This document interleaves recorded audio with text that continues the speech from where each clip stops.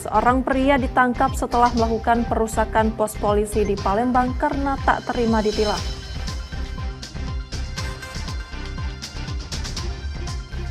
Klinik dokter gigi di Jambi terbakar, diduga akibat ledakan gas. 1 orang pekerja terluka.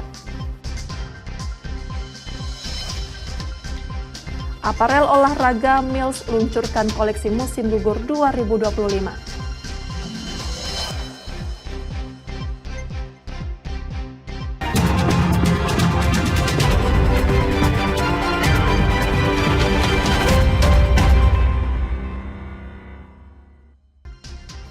Selamat pagi saudara, apa kabar Anda hari ini?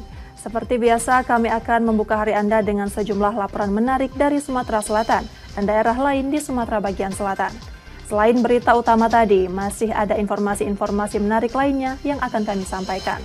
Bersama saya Rizka Silviana, inilah Kompas Sumbaksel selengkapnya di Kompas TV Independen Terpercaya.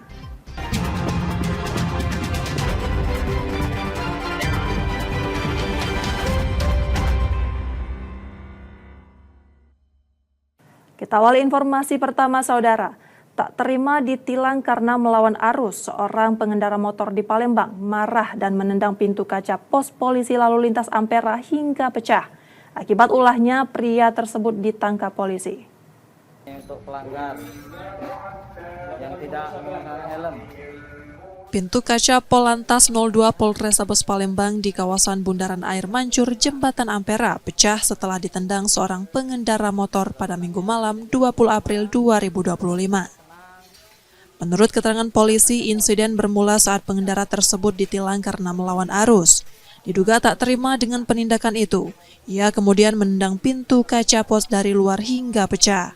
Selain melanggar arah lalu lintas, pengendara itu juga diketahui tidak memiliki surat izin mengemudi. Pelaku yang belakangan diketahui bernama M. Irfan, 20 tahun, warga Oku Selatan, langsung ditangkap dan dibawa ke Mapolrestabes Palembang. Penyebabnya adalah ditilang akibat melawan arus di atas jembatan Ampera. Inilah yang membahayakan kita semua, makanya saya tegaskan, memang saya perintahkan kepada seluruh anggota lalu lintas khususnya agar menindak pelanggar, khususnya kendaraan yang melawan arus. Ini sangat berbahaya bagi pengguna kendaraan lainnya apabila terjadi kecelakaan. Oleh karena itu saya tegaskan sekali lagi, akan saya tindak setiap pelanggar yang melawan arus, khususnya jalan-jalan yang membahayakan. Anggota Polantas Polrestabes Palembang telah melaporkan kejadian tersebut ke SPKT. Irfan kini terancam hukuman penjara hingga 2 tahun. Yudi Kiswanto, Kompas TV, Palembang, Sumatera Selatan.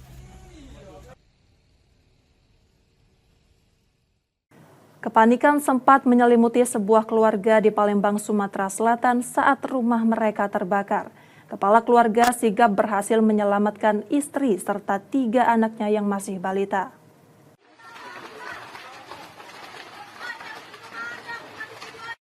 Satu rumah semi permanen di Jalan Kiai Haji Azhari, Lorong Pati Musa, Kecamatan Seberang Ulu 2, Palembang, terbakar pada Jumat 18 April 2025 sore. Dalam insiden ini, satu keluarga nyaris menjadi korban saat api melalap habis rumah mereka.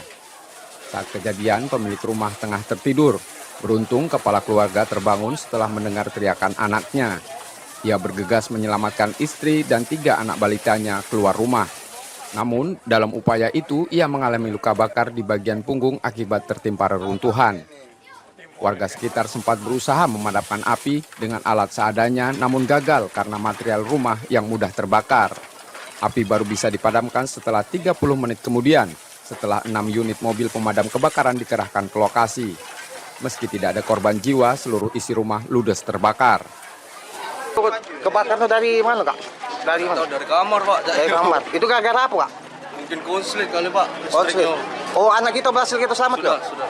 Waktu kebakaran anak kita di mana, Kak? Di dalam, di ruang tamu. Bini lagi. Setelah api berhasil dipadamkan, tim Inafis Polrestabes Palembang melakukan olah tempat kejadian perkara. Dari hasil pemeriksaan sementara, polisi mengamankan 1 unit sekring listrik yang diduga menjadi pemicu awal kebakaran. Kebakaran lebih kurang pukul 15 pada saat hampir sholat asar. Untuk penyebab kebakaran masih dalam pendalaman, namun dapat informasi dari masyarakat itu arus pendek. Pemilik rumah selamat semua atau ada korban? Untuk pemilik rumah atas nama Eko sementara mengalami luka oleh jatuhan reruntuhan kebakaran. Sekarang sedang dibawa ke rumah sakit untuk diberikan bantuan medis. Sementara istrinya korban masih diamankan di rumah RT, tetangga RT. Insya Allah nanti kita yang pasti kita data dulu. Besok saya kesini lagi mungkin membawa pakaian yang pasti karena semua sudah terbakar ya. Dan mungkin ada bantuan yang pasti kita laporkan dengan pimpinan kejadian musibah ini. Insya Allah pasti akan ada perhatian dan bantuan dari pemerintah. Pemerintah Kota Palembang akan menyalurkan bantuan berupa pakaian dan obat-obatan bagi keluarga korban yang kehilangan seluruh harta bendanya akibat musibah ini. Yudi Kiswanto, Kompas TV, Palembang, Sumatera Selatan. Sekitar 4.000 umat memadati gereja Santo Yosef Palembang mengikuti ibadah Jumat Agung sebagai bagian dari rangkaian perayaan Paskah yang penuh hikmat.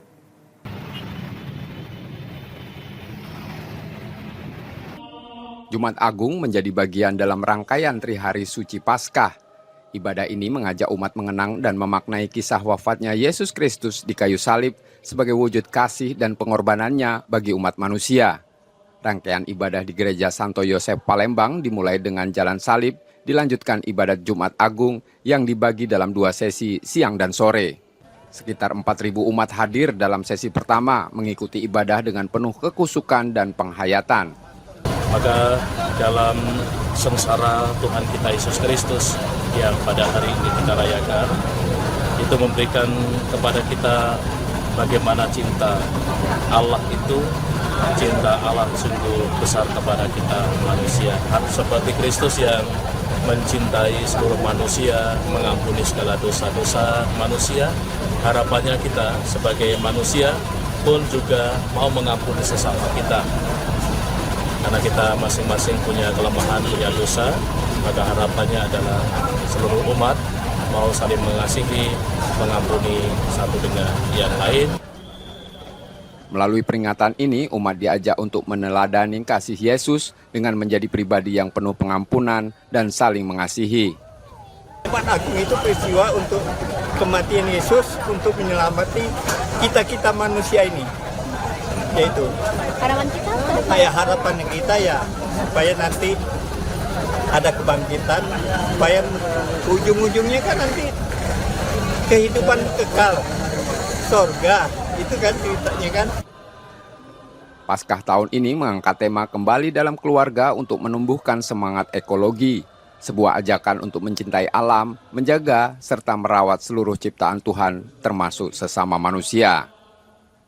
Muhammad Reza Fahlepi, Kompas TV, Palembang, Sumatera Selatan.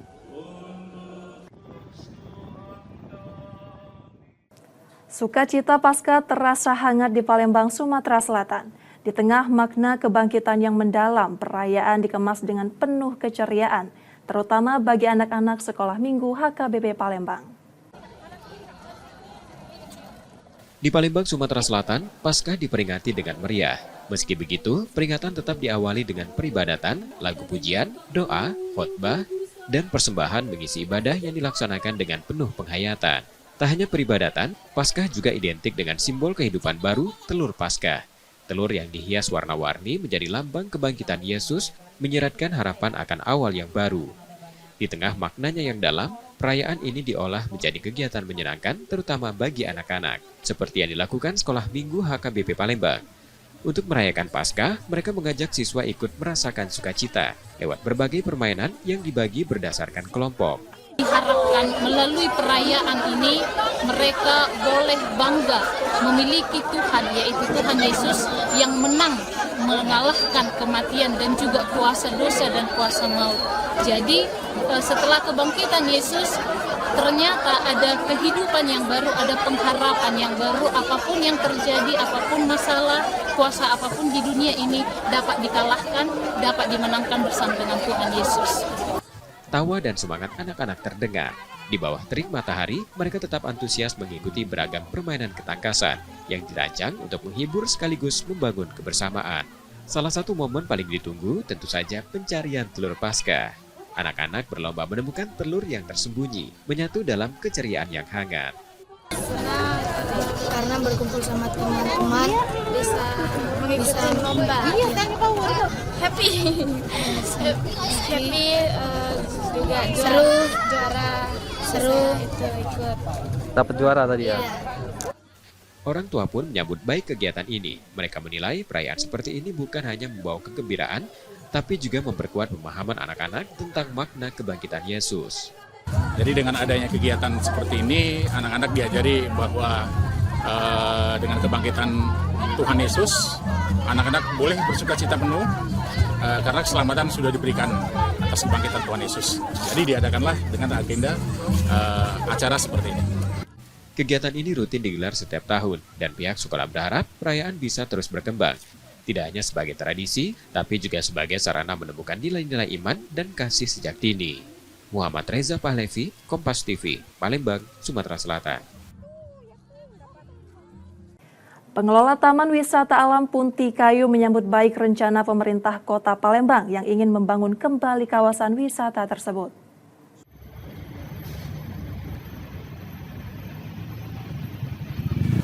Pemerintah Kota Palembang berencana membangun kembali Taman Wisata Alam Punti Kayu setelah adanya komitmen dari investor yang siap mendukung revitalisasi kawasan tersebut.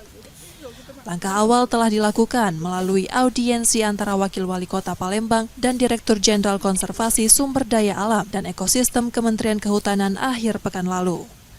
Rencana ini disambut baik pihak pengelola TWA Punti Kayu. Mereka berharap revitalisasi dapat segera terrealisasi. Mengingat selama ini kewenangan terbatas karena Punti Kayu berada di bawah pengelolaan Kementerian Kehutanan. Punti Kayu ini sendiri di bawah Kementerian Kehutanan, di mana aturan yang kita ikutin itu aturan dari kementerian. Ya, seperti misalnya di sini tiket masuknya ada PNBP namanya, penerimaan negara bukan pajak. Kemudian kita ada aturan konservasi yang tidak boleh menebang pohon sembarangan, tidak boleh mengotori lingkungan. Intinya Punti Kayu ini kita kelola secara aturan yang diterapkan oleh Kementerian Kehutanan. Jadi kalau hewan itu memang ada izinnya khusus, namanya izin lembaga konservasi. Nah, sedangkan kita pengelola ini mengantongi izin IPPA, izin pengusahaan pariwisata alam, yang tidak boleh tumpang tindih antara IPPA sama lembaga konservasi. Jadi, kalaupun kita mau ada hewan lagi, kita harus izin lembaga konservasi, dan itu tidak boleh tumpang tindih tadi. Jadi itu kendala kita. Tadinya ada hewan dilindungi, yang seperti gajah, siamang, buaya.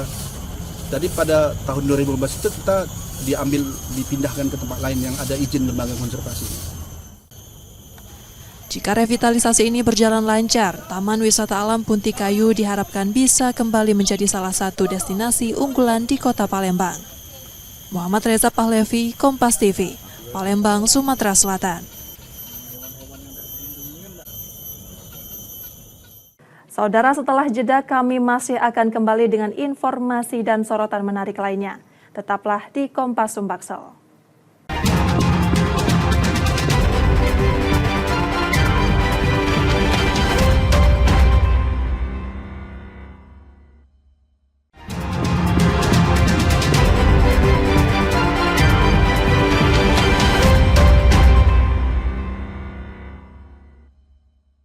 Terima kasih Anda masih bersama kami di Kompas Sumbaksel.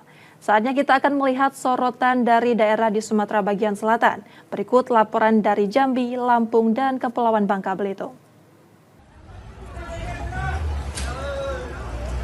Beginilah rekaman amatir yang memperlihatkan kebakaran hebat melanda sebuah rumah di Jalan Guru Mukhtar RT 8 Kecamatan Jelutung, Kota Jambi. Pada Minggu malam, saudara, rumah yang terbakar ini dikenal sebagai tempat praktik gigi. Api diduga berasal dari kompor gas yang ditinggal memasak air lalu meledak. Api dengan cepat membesar dan menghanguskan 1 unit rumah semi permanen. 7 unit mobil diturunkan untuk memadamkan api. 1 orang karyawan dilaporkan menjadi korban dan mengalami luka bakar di sejumlah bagian tubuh. kita menurunkan 7 armada dengan personil 30 personil. Nah, di kawasan ini padat penduduk. Alhamdulillah api dapat dipadamkan, tidak ada penyebaran. Investigasi awal yang kita lakukan ini adalah memanaskan air dan dengan ruangan yang sangat sempit sekali. Terjadi panas itu mungkin mendidih mengenai yang bersangkutan dan ruangan sangat tertutup. Gas sempat meledak dan yang bersangkutan dibawa ke salah satu rumah sakit puskesmas yaitu Baru.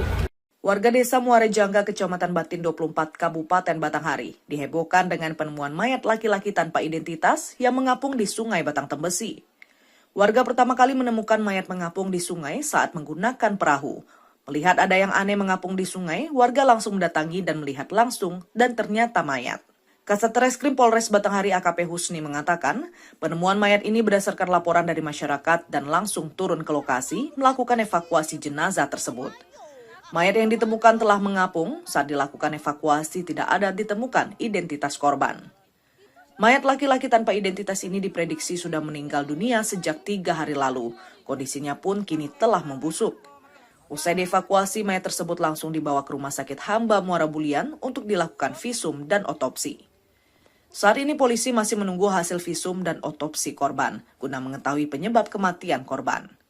Ditemukan seorang jenazah laki-laki di Sungai Batang Tembesi di Desa Muara Jangga. Kemudian dari informasi tersebut personel Polsek turun untuk mengamankan lokasi TKP dan kami dari identifikasi Polres turun ke TKP melakukan olah TKP, kemudian melakukan evakuasi terhadap korban. Dan saat ini korban sudah diamankan dan sudah dibawa ke Rumah Sakit Hamba Bulian untuk dilakukan pemeriksaan visum dan otopsi. Untuk sampai saat ini identitas belum ditemukan karena di dalam pakaian dari korban tidak ditemukan identitas apapun. Namun nanti dari identifikasi akan berupaya untuk melakukan identifikasi terhadap korban. Untuk hasil olah TKP pertama tadi, untuk korban posisi sudah membusuk kondisinya. Kemudian untuk hasil apakah dia merupakan hasil dari tindak pidana atau bukan nanti menunggu hasil otopsi dan visum dari pihak rumah sakit. Sampai saat ini belum ada warga yang melaporkan kehilangan keluarganya. Tim Liputan Kompas TV Jambi. Tim penyidik Detasemen Polisi Militer Lampung menggelar rekonstruksi kasus gugurnya 3 polisi saat menggerebek judi sabung ayam di Desa Karangmanik, Kecamatan Negara Batin, Kabupaten Waikanan pada Kamis. Rekonstruksi digelar di lapangan Satuan Logistik Korem 043 Garuda Hitam dengan menghadirkan tersangka penembakan Kopda Basarsya, tersangka perjudian Peltu Lubis, dan Aibtu Kapri Sucipto. Dalam rekonstruksi ini, total ada 71 adegan yang direka ulang. Berawal, tersangka berangkat dari rumah hingga tersangka membuang senjata api di dekat rawa-rawa usai melakukan penembakan. Dalam rekonstruksi ini, terungkap Kopda Basarsya telah membawa senjata api laras panjang dari rumah menuju arena judi sabung ayam. Aksi penembakan dilakukan pelaku sesaat setelah penggerebekan oleh anggota Polres Waikanan dan Polsek Negara Batin. Dari reka adegan ke-43 dan 48, korban yang pertama ditembak mati oleh pelaku yakni Aibda Anumerta Petrus Aprianto. Dan yang kedua, AKP Anumerta Lucianto dengan titik lokasi di pinggir jalan. Lalu, di adegan ke-54, penembakan ketiga terjadi pada Bribtu Anumerta M. Galib Surya di dalam kebun singkong. Sementara usai rekonstruksi, kuasa hukum keluarga para korban menyatakan tidak puas, sebab awalnya adegan yang akan diperagakan yakni sebanyak 80 adegan, namun menjadi 71 adegan. Mereka menduga terdapat upaya untuk menghilangkan aksi pembunuhan berencana yang dilakukan pelaku. Lagi live. Ini kami rasa ini bukan rekonstruksi, tapi ini cuma mendengarkan adegan yang dilakukan oleh tersangka. Gitu. Kalau rekonstruksi itu kan harus dijelaskan secara detail. Mulai dari kedatangan, niat pelaku, kemudian jarak, penembakan, bagaimana cara dia melakukan penembakan, terus dengan senjata api jenis apa, terus pelurunya kaliber berapa, itu kan biasanya dijelaskan. 71 ya, 71 adegan ya. Berarti kan ada kurang lebih 9 sampai 10 adegan yang dihilangkan. Jujur ya, hari ini kami mewakili dari keluarga korban, merasa tidak puas atas rekonstruksi yang dilaksanakan oleh Denpom hari ini, dan kami berharap Denpom terbuka kepada kami selaku kuasa hukum. Kami akan kejar pembuktian tersebut bahwa pelaku memang melakukan 340 bukan 338. Ini 340-nya nggak ada sama sekali. Melakukan gelar rekonstruksi kasus penembakan terhadap 3 anggota polisi, selanjutnya ketiga tersangka yakni Kopda Basarsyah, Peltu Lubis, dan Aibtu Kapri Sucipto kembali dibawa ke Denpom Lampung. Roma Fria Idam, Kompas TV, Lampung.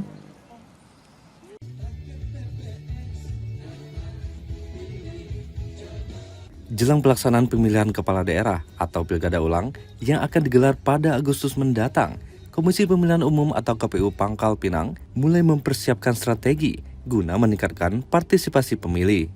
Hal ini menyusul rendahnya partisipasi pemilih pada pilkada serentak 2024 lalu yang hanya mencapai 52,72%. Upaya serius tengah dilakukan untuk meningkatkan kesadaran dan antusiasme masyarakat dalam menggunakan hak pilihnya. Salah satunya adalah aktif berkunjung ke berbagai kegiatan masyarakat, baik bersifat sosial, budaya, maupun keagamaan. Hal ini dilakukan agar dapat lebih dekat dengan masyarakat, sekaligus mensosialisasikan pentingnya memilih secara langsung. Nah, faktor non-teknis ini untuk di Pilkada Ulang 2025 ini, hasil evaluasi kami belajar dari Pilkada serentak 2024 kemarin, kami akan lebih agresif lagi untuk bekerja sama dengan stakeholder. Stakeholder di sini bukan hanya stakeholder yang mempunyai label pemerintahan, tapi label di luar yang pemerintahan. Misalnya kayak tadi PGRI juga kami undang karena kami tahu PGRI ini kan yang memiliki induk dari organisasi yang memiliki pemilih pemula dan pemilih muda. Itu juga kami ajak kerjasama. Kemudian FKUB yang kita tahu representasi dari 6 agama Islam Indonesia. Kemudian komunitas-komunitas ormas dan OKP dan dinas sosial yang menaungi disabilitas. Nah, kalau dulu kami lebih aktif untuk mengajak mereka bekerja sama, atau kami ada acara kami mengundang mereka. Nah, sekarang kami balik sistemnya. Metodenya kami balik, kami yang ikut atau berperan aktif ketika mereka ada kerjaan. Ketika mereka ada acara-acara, kami yang melibatkan ke mereka untuk kami hadir di acara-acara mereka. Saya rasa itu adalah bentuk dari kolaborasi ya. Dengan berbagai langkah tersebut, diharapkan partisipasi pemilih pada pilkada ulang nanti dapat meningkatkan secara signifikan demi terciptanya proses demokrasi yang lebih baik dan representatif. Nanda Ardiansa, Kompas TV, Pangkal Pinang, Kepulauan Bangka Belitung. Saudara, demikian tadi sorotan dari Jambi, Lampung, dan Kepulauan Bangka Belitung. Setelah jeda kami masih akan kembali dengan informasi menarik lainnya. Tetaplah di Kompas Sumbaksel.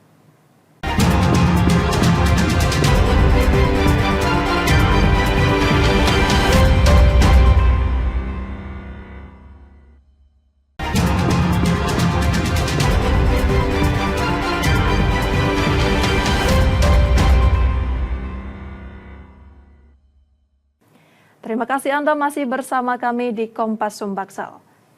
Untuk mencegah potensi konflik antar umat beragama, Ditintelkam Polda Sumatera Selatan mengumpulkan para tokoh lintas agama dan mahasiswa dari berbagai keyakinan. Mereka diimbau agar tidak mudah terprovokasi oleh berita bohong yang dapat memecah persatuan. Digabung menjadi satu, itu kelihatan lebih manis begitu. Kemudian juga Ditintelkam Polda Sumatera Selatan menggelar pertemuan lintas agama yang diikuti sejumlah tokoh dan mahasiswa dari berbagai kepercayaan, seperti Islam, Katolik, Kristen, Buddha, Hindu, dan Konghucu. Dalam pertemuan ini, para peserta diajak terus menjaga kerukunan antar umat beragama, serta tidak mudah terpengaruh informasi palsu atau hoax yang berpotensi memecah belah persatuan, khususnya di Sumatera Selatan dan Kota Palembang. Polda Sumsel juga mengimbau agar antar umat beragama saling menghormati dan mendukung, termasuk saat merayakan Hari Besar Keagamaan, demi memperkuat rasa saling pengertian dan kasih antar sesama. Kita memupuk rasa kebersamaan dan rasa persatuan antar aliansi pemuda beragama gitu ya. Nah, jadi kita berupaya untuk tidak adanya konflik-konflik sosial dari pemeluk agama yang ada yang diakui oleh pemerintah itu, sehingga semuanya bisa saling membantu. Para tokoh dan mahasiswa lintas agama menyambut baik inisiatif ini. Mereka berharap pertemuan seperti ini dapat mempererat tali silaturahmi antar kelompok, sekaligus mencegah kembali terulangnya penolakan terhadap pembangunan rumah ibadah seperti yang terjadi pada 2023 lalu. Selama ini kita pernah terlibat konflik atau tidak? Sepanjang tahun ini, kalau 2025 dan 2024 tidak ada untuk daerah Sumsel, tapi untuk 2023 mungkin ya. Kalau rekan-rekan ingat bahwa ada salah satu peresmian gereja katedral pada saat waktu itu dapat ancaman, ya kita anggap itu sebagai oknum lah, sebagai pembelajaran, tapi pada intinya itu kan sudah yang lalu, ya kita terbuka aja bagaimana kita tetap komunikasi. Tentu karena kita Sumatera Selatan merupakan provinsi yang zero konflik, ini terbukti ya, bukan sekedar slogan aja gitu. Jadi memang pemimpin-pemimpin kita itu ketika membuat slogan itu bukan sekedar buat slogan, tapi memang terbukti dan terjalin selama ini hubungan baik mayoritas maupun minoritas itu terjalin dengan sangat baik. Pertemuan lintas agama ini direncanakan akan digelar rutin setiap tahun sebagai langkah preventif untuk menjaga keharmonisan antar umat beragama. Yudi Kiswanto, Kompas TV, Palembang, Sumatera Selatan.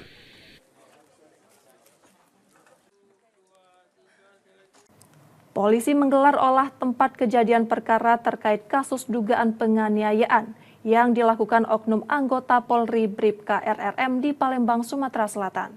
Dalam pemeriksaan, korban mengaku mendapat ancaman dari pelaku, termasuk ancaman pembunuhan pada orang tuanya.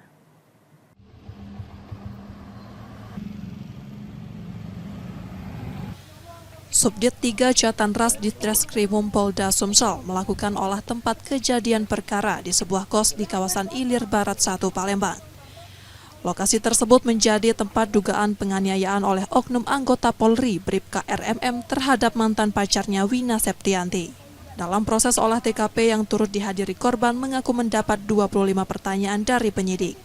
Pemeriksaan itu mencakup kronologi kejadian, hubungan antara dirinya dan pelaku, serta mencocokkan keterangan sejumlah saksi, termasuk soal airsoft gun yang sempat diarahkan pelaku saat warga mencoba melerai. Korban juga mendapat ancaman orang tuanya akan dibunuh pelaku yang membuatnya ketakutan. Melakukan pemeriksaan. Pemeriksaan apa saja yang diperiksa tadi? 25 pertanyaan, Pak. Ditanyakan ya? Selain itu ada temannya juga diperiksa? Iya, sama saksi-saksi juga. Mbak, untuk yang pengancaman akan membunuh orang tua itu ada, memang ada nggak di? Iya, emang ada. Dia ngancam saya, bilang kalau orang tua saya akan dibunuh. Karena dia tahu kalau saya lemah karena keluarga. Harapannya ke depan semoga beliau ini tidak ganggu-ganggu saya lagi, keluarga juga nggak ada ancaman lagi. Karena saya benar-benar takut, Pak, merasa diancam, nggak tenang. Peristiwa ini Bribka RRM langsung dikenakan penempatan khusus selama 30 hari di Propam Polda Sumsel. Dari hasil pemeriksaan internal, ia dinyatakan positif mengkonsumsi obat-obatan terlarang, selain ia juga sudah berkeluarga. Reski Oktora, Muklas Diferensial, Kompas TV, Palembang, Sumatera Selatan.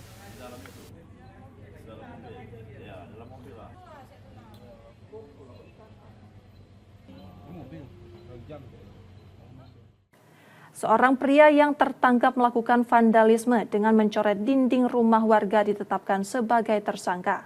Tak hanya merusak properti milik orang lain, pelaku juga kedapatan membawa ganja. Setelah menjalani pemeriksaan polisi, SWL, pemuda 21 tahun yang tertangkap mencoret dinding rumah warga dan membawa ganja ditetapkan sebagai tersangka. Kapolres Tabes Palembang menyebut, tersangka diketahui sudah 10 kali melakukan aksi vandalisme di sejumlah rumah warga. Tersangka juga mengaku mengkonsumsi ganja sebelum melakukan aksinya untuk meningkatkan percaya diri. Dari hasil pemeriksaan, ganja tersebut dibeli tersangka melalui sebuah akun di media sosial Instagram. Dalam memberikan coret penyoret diri tersebut juga memberikan tulisan-tulisan atau narasi yang bersifat dapat dikatakan mendiskreditkan lembaga pemerintah maupun perorangan yang pada akhirnya semacam satu bentuk upaya teror. Pada polisi, ia mengaku vandalisme dilakukan hanya karena iseng dan untuk mengisi waktu luang. Ia berdalih tak berniat menyebarkan ujaran kebencian. Makai maksud 21 paket. 21 gram banyak sekali. 3 paket tapi beratnya 24 gram. Kan cukup lumayan. Kamu beli dari siapa? Dari akun Instagram. Siapa? Akun Instagram. SWL dijerat pasal berlapis dan terancam hukuman maksimal 12 tahun penjara. Sebelumnya tersangka ditangkap anggota Satlantas Polrestabes Palembang saat kedapatan mencoret rumah warga di kawasan kota pada Minggu 13 April 2025 dini hari lalu. Yudi Kiswanto, Kompas TV, Palembang, Sumatera Selatan. Kita beralih ke informasi olahraga, saudara. Penggawat Timnas U17 Muhammad Zahabi Goli pulang ke rumahnya di kawasan Cikunir, Bekasi, Jawa Barat. Kepulangan pemain klub Persija Jakarta ini disambut meriah oleh warga kota Bekasi. Usai bermain di Piala Asia 2025, pemain Timnas U17 Muhammad Zahabi Goli pulang ke rumahnya di Kampung Cikunir, Kota Bekasi pada Sabtu pagi. Kepulangan Goli disambut meriah oleh warga Bekasi. Warga yang sudah menunggu kedatangan Goli pun langsung berebut meminta foto bersama sebagai ungkapan rasa bangga atas prestasi Goli membawa nama baik daerah tempat tinggal mereka. Goli menyampaikan terima kasihnya atas dukungan seluruh masyarakat dan keluarga kepada Timnas U17. Dia juga bilang bangga bisa membawa Timnas U17 masuk ke Piala Dunia. Gimana kemarin perasaannya bisa bermain di Piala Asia dan juga bisa mencetak gol serta memberi assist? Saya sangat bangga juga, sangat happy juga bisa mencetak gol, 1 gol 1 assist. Ini juga jadi pelajaran juga, jangan cepat kuat dan tetap rendah hati. Kedepannya lebih konsisten lagi dan bisa menjadi, insya Allah menjadi nomor. Penyambutan Goli juga dihadiri oleh Wali Kota Bekasi, Tri Adianto. Tri Adianto mengatakan penyambutan dilakukan sebagai apresiasi kepada salah satu bibit muda di dunia sepak bola. Tri Adianto berharap prestasi dari bibit muda terus bermunculan hingga bisa membawa harum nama Indonesia ke tingkat dunia. Tentu ini adalah bagian apresiasi dari pemerintah Kota Bekasi dan ada satu spirit semangat agar ini bisa menebar kepada anak-anak yang hari ini sedang berjuang, ingin menunjukkan eksistensi mereka bisa berprestasi di sepak bola. Dewan Pengurus Daerah Persatuan Bola Basket Seluruh Indonesia DPD Perbasi Jakarta menggelar Liga Bola Basket Putri Jakarta 2025. Diikuti 10 klub bola basket di Jakarta, acara diselenggarakan hingga pekan ketiga Mei 2025. Liga Bola Basket Putri Jakarta 2025 telah bergulir. 10 klub putri asal Jakarta dengan peserta usia 19 hingga 35 tahun ikut ambil bagian pada event yang dilaksanakan di Villari Sports Center, Jakarta Selatan. Liga Putri ini hanya berlangsung pada Sabtu dan Minggu dengan kompetisi yang berlangsung hingga pekan ketiga Mei 2025. 10 klub yang ambil bagian diantaranya Bahanhof Basketball, B-Force, KABC, hingga Warriors Basketball Jakarta. Pebasket putri ternama juga ikut berpartisipasi seperti Kristi Rumambi, Keira Hadinoto, Nadia Rohma, hingga Sofia Rebecca. Penyelenggara menilai ajang ini dilakukan demi menghidupkan kembali Liga Basket Putri sekaligus pembibitan di tanah air. Liga Bola Basket Putri Jakarta ini menggunakan sistem full kompetisi dan pemuncak klasemen akan menjadi juara. Sebelumnya, Liga Bola Basket Putri Nasional pernah bergulir dengan tajuk Sri Kandi Cup pada 2017. Sayang, kompetisi itu harus terhenti dikarenakan pandemi COVID-19 dan belum bergulir lagi hingga saat ini. Saudara, kami jeda sejenak, setelah itu kami masih akan kembali. Tetaplah di Kompas Sumbaksol.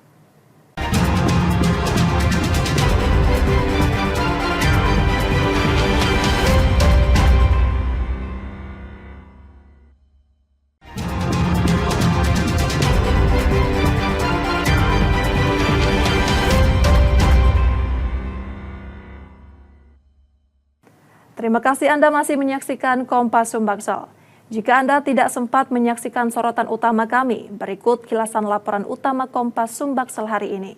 Untuk pelanggar yang tidak menggunakan helm.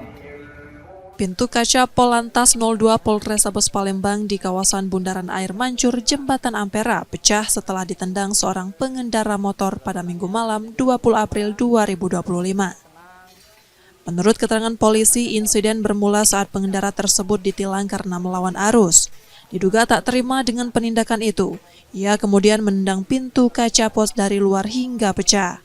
Selain melanggar arah lalu lintas, pengendara itu juga diketahui tidak memiliki surat izin mengemudi. Pelaku yang belakangan diketahui bernama M. Irfan, 20 tahun, warga Oku Selatan, langsung ditangkap dan dibawa ke Mapolrestabes Palembang. Penyebabnya adalah ditilang akibat melawan arus di atas jembatan Ampera. Inilah yang membahayakan kita semua, makanya saya tegaskan, memang saya perintahkan kepada seluruh anggota lalu lintas khususnya agar menindak pelanggar, khususnya kendaraan yang melawan arus. Ini sangat berbahaya bagi pengguna kendaraan lainnya apabila terjadi kecelakaan. Oleh karena itu saya tegaskan sekali lagi, akan saya tindak setiap pelanggar yang melawan arus, khususnya jalan-jalan yang membahayakan. Anggota Polantas Polrestabes Palembang telah melaporkan kejadian tersebut ke SPKT. Irfan kini terancam hukuman penjara hingga 2 tahun. Yudi Kiswanto, Kompas TV, Palembang, Sumatera Selatan.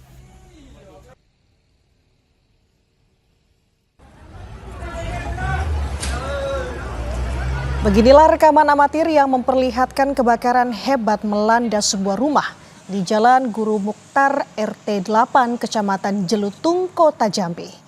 Pada Minggu malam, saudara, rumah yang terbakar ini dikenal sebagai tempat praktik gigi. Api diduga berasal dari kompor gas yang ditinggal memasak air lalu meledak. Api dengan cepat membesar dan menghanguskan 1 unit rumah semi permanen. 7 unit mobil diturunkan untuk memadamkan api. 1 orang karyawan dilaporkan menjadi korban dan mengalami luka bakar di sejumlah bagian tubuh. Dan kita menurunkan 7 armada dengan personil 30 personil. Nah, di kawasan ini padat penduduk. Alhamdulillah api dapat dipadamkan, tidak ada penyebaran. Investigasi awal yang kita lakukan ini adalah memanaskan air. Dan dengan ruangan yang sangat sempit sekali, terjadi panas itu mungkin mendidih mengenai yang bersangkutan dan ruangan sangat tertutup. Gas sempat meledak dan yang bersangkutan dibawa ke salah satu rumah sakit puskesmas yaitu Tahun Baru. Informasi tadi menjadi akhir dari Kompas Sumbaksel hari ini. Tetap saksikan konten lokal di Kompas TV setiap hari, mulai pukul 4.30 hingga 7 pagi. Kembali kami mengingatkan bagi Anda yang ingin berbagi informasi atau kritik dan saran, dapat mengakses media sosial kami di @KompasTV Palembang. Akhirnya saya Rizka Silviana pamit. Tetaplah menyaksikan Kompas TV, independen terpercaya. Sampai jumpa.